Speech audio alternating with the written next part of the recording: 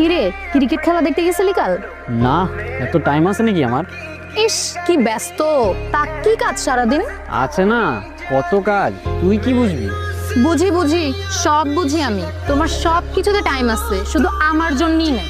এই উল্টো পাল্টা বকবি না একদম।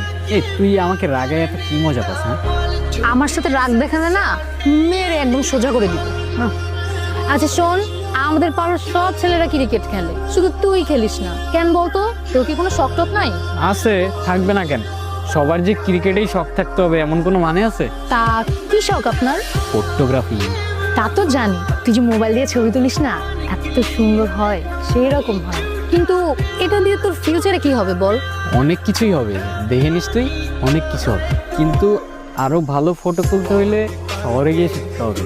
হইছে, শহরে যাওয়া লাগবে না, তুই এখানেই থাক। আর আমিও যাই, আমারও কাজ আছে।